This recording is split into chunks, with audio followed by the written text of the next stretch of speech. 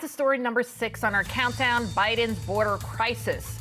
After Joe Biden's so-called immigration bill failed, Biden vowed he would try again to secure the border, but obviously that was a lie. Politico now reporting, quote, in reality, there's no behind-the-scenes jockeying from the White House to restart talks. Unbelievable. The reality is that Joe Biden, he wants this chaos, and the Democrats are now using the failure of his miserable bill as a talking point against who else? President Trump.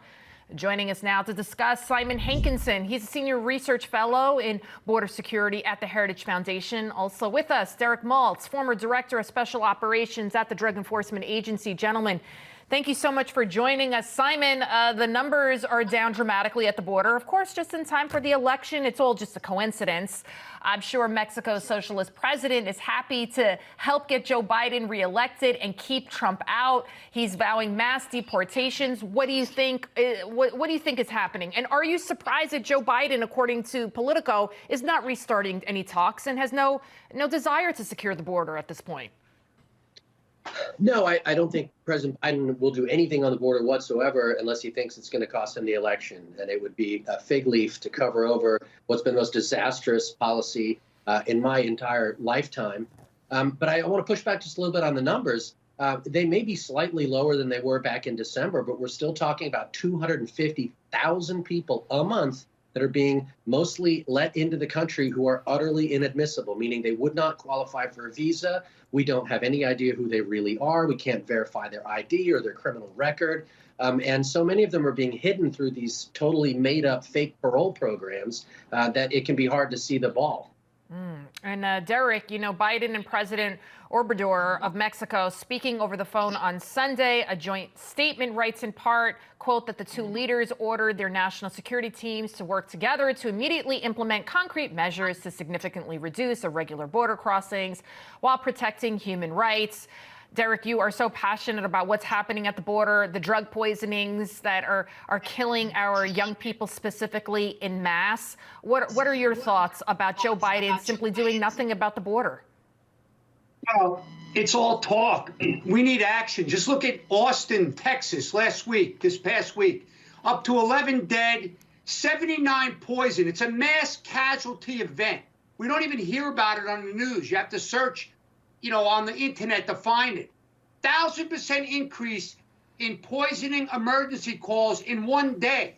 And then the week before that, we had 3 babies in 4 days out in Everett, Washington, that went down from a fentanyl poisoning, 1 dead, and they were ages 6 months, 11 months, and 13 months. The dead infant was 13 months. So we have a catastrophic crisis that's continuing to get worse. And look at the Chinese. I mean, look at this past week, right? In San Diego sector alone, in 2 days, they had 485 illegal Chinese apprehended. In the entire year in 2021, in the entire border, we only had 342. So think about it. It's getting worse by the day as the Chinese are invading, and Chris Wray is telling America it's the biggest national security threat we have. Oh, no, and people need to remember 9/11 was committed by 19 people, and we've allowed millions, estimates of upwards 10 million, and God only knows the gotaways.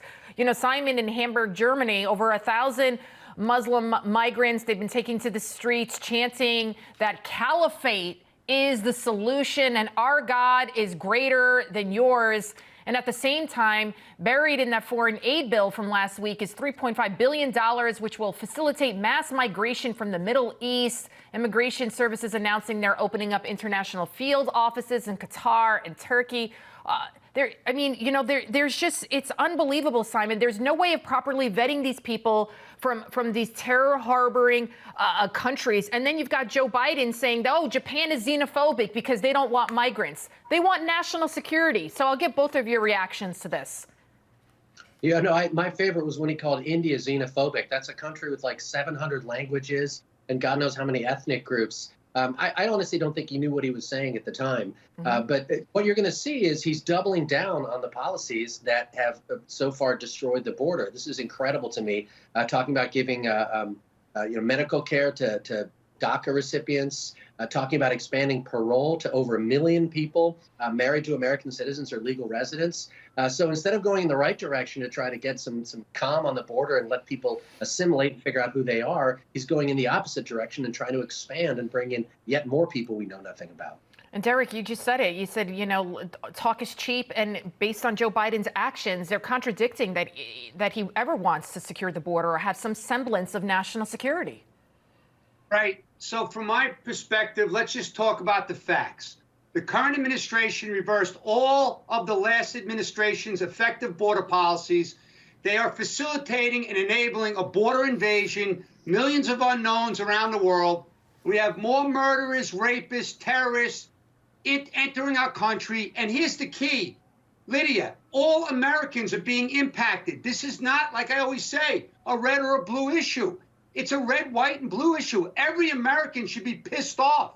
They should not be agreeing, because without border security, we will have no country. And it's very sad for me to say that, but that's the reality. Thank you, gentlemen, as always, for giving us the facts. That's it. All right. Thank you so much for joining us. Thank you.